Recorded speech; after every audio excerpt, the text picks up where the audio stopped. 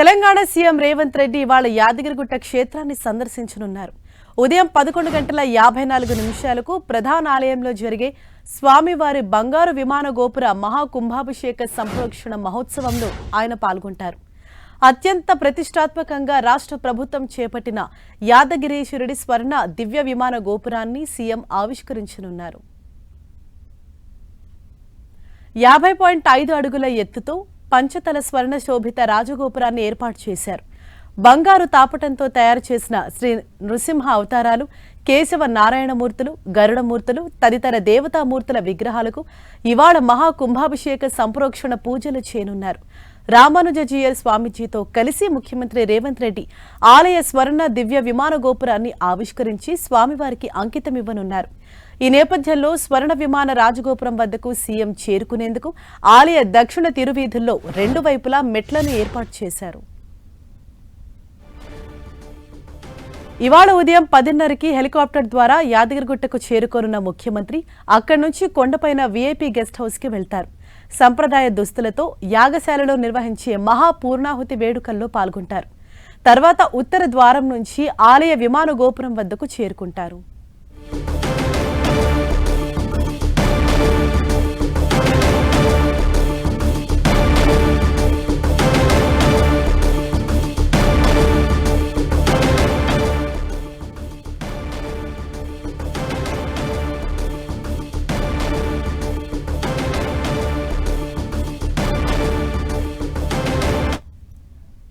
ఇదే విషయంపై యాదాద్రి నుంచి మా ప్రతినిధి చంద్రశేఖర్ మనకు అందుబాటులో ఉన్నారు. చంద్రశేఖర్, ఏ సమయానికి సీఎం రేవంత్ రెడ్డి ఆలయానికి చేరుకోబోతున్నారు? సీఎం రాక సందర్భంగా అక్కడ ఏర్పాట్లు గానీ ఇవాళ జరిగే కార్యక్రమాల గురించి వివరించండి.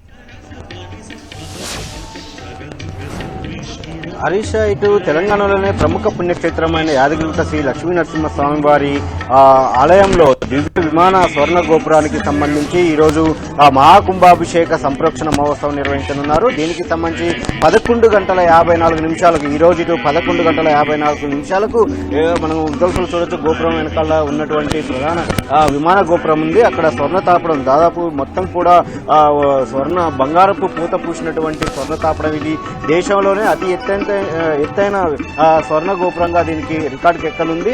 ఆ తర్వాత ఇటు మన తెలంగాణలోనే మొదటిసారి స్వర్ణ గోపురంగా కూడా రాష్ట్రంలోనే మొట్టమొదటి బంగారు తాపడం గోపురంగా కూడా ఇది రికార్డుకి ఎక్కనుంది.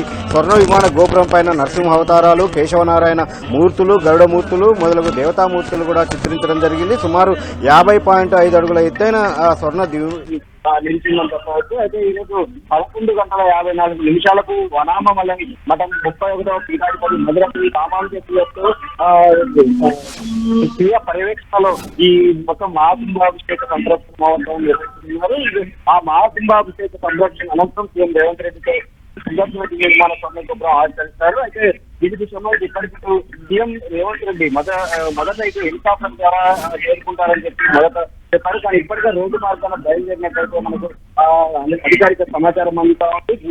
తన నివాసానికి రోడ్డు మార్గాన ఇప్పటికే యాదగిరి బయలుదేరారు. అయితే 11 గంటలకి 11:20 వరకు కూడా ప్రెసిడెంట్ సీట్ లో ప్రదర్శన చేస్తారు. అక్కడ సాంప్రదాయ దుస్తులు ధరించిన తర్వాత అక్కడి నుంచి నేరుగా ఇక్కడపై గుట్టపైకి చేరుకుంటారు. 11:25 నుంచి 12:00 వరకు బాలవీధుల్లో జరుగుతున్నటువంటి యాగం కావచ్చు. ఆ తర్వాత మహాకుంభాభిషేక సంరక్షణ మహోత్సవంలో సాంప్రదాయ దుస్తులు సీఎం రేవంత్ రెడ్డి పాల్గొంటారు. ఆ తర్వాత 12:20 అంటే ఈ ఆవిష్కరణ ముగిసిన తర్వాత ఈ కార్యక్రమం అంతా ముగిసిన తర్వాత 12:45 దాదాపు ఒక 20 నిమిషాల పాటు స్వామివారి కింద దర్శనం చేసుకోవడం, ఆ తర్వాత అర్చకుల ఆశీర్వాదాలు తీసుకోవడం ఆ కార్యక్రమంలో పాల్గొంటారు. అక్కడి నుంచి నేరుగా ప్రెసిడెంట్ వెళ్ళి 1:30 వరకు కూడా అధికారులతో ఆ కార్యక్రమాల పైన ఇంకా ఏమైనా మిగులున్నాయా, పునర్నిర్మాణం గత ప్రభుత్వ చేపట్టినటువంటి పునర్నిర్మాణ పనులకు సంబంధించి ఇంకా ఎలాంటి పనులు పెండింగ్ లో ఉన్నాయి, ఇంకా భక్తులకు సంబంధించిన సౌకర్యాలను ఇంకా ఎలా కల్పించాలి, అదేవిధంగా భక్తులకు అద్భుతంగా తీసుకోవాల్సిన చర్యల పైన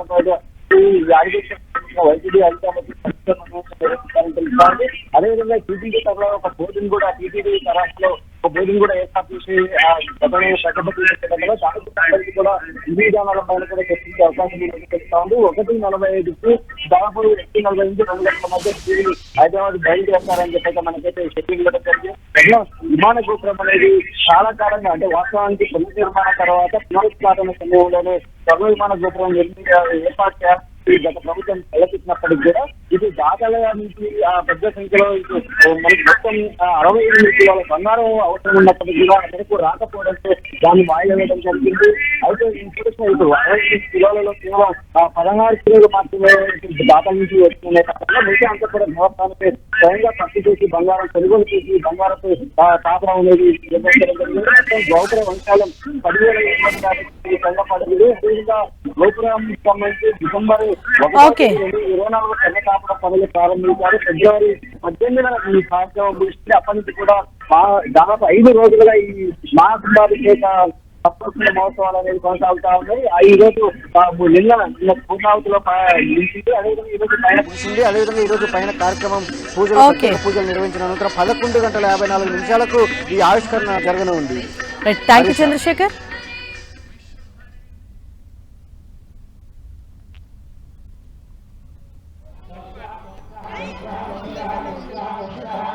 వినోద్